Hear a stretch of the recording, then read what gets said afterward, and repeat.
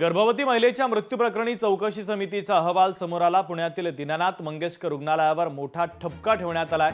ईश्वरी भिसेंना तात्काळ दाखल करून न घेणं ही रुग्णालयाची चूक आहे।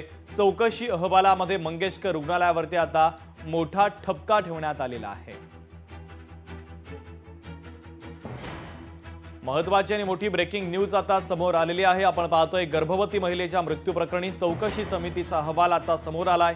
पुण्यातील दीनानाथ मंगेशकर रुग्णालयावर मोठा ठपका ठेवण्यात आला, तर ईश्वरी भिसेंना तात्काळ दाखल करून न घेणं ही रुग्णालयाची चूक असल्याचा निष्कर्ष देखील या चौकशी अहवालामध्ये नमूद करण्यात आलाय।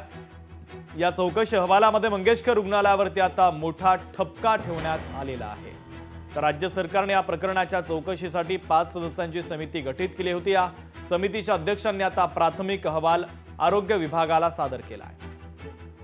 अमोल धर्माधिकारी आपले प्रतिनिधी आपल्याशी जोडले जातात बातमीच्या संदर्भातले अधिकचे अपडेट देण्यासाठी। अमोल, गर्भवती महिलेचा मृत्यू झाला होता आणि त्यानंतर असंतोष पाहायला मिळाला। या प्रकरणी जी चौकशी समिती स्थापन करण्यात आली होती तिचा प्राथमिक अहवाल समोर आलेला आहे। या अहवालाच्या संदर्भातले अपडेट काय आणि अहवालामध्ये कोणत्या महत्त्वाच्या गोष्टी नमूद करण्यात आलेल्या आहेत? प्रामुख्याने यामध्ये त्या गर्भवती महिलेला तात्काळ उपचारासाठी दाखल का करून घेतलं नाहीये असा ठपका आहे, तो सुद्धा या अहवालामध्ये ठेवण्यात आलेला आहे।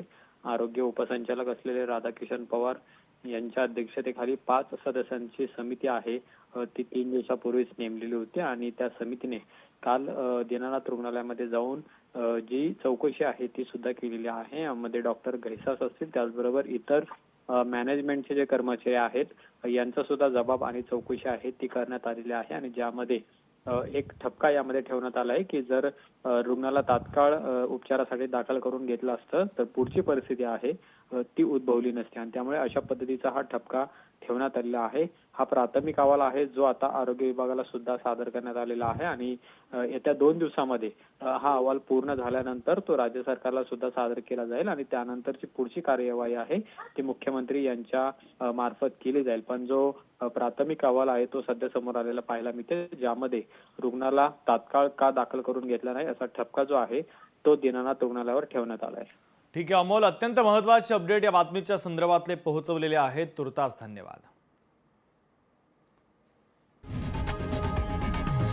लोकशाही मराठी ऐका, पहा, जागरूक रहा।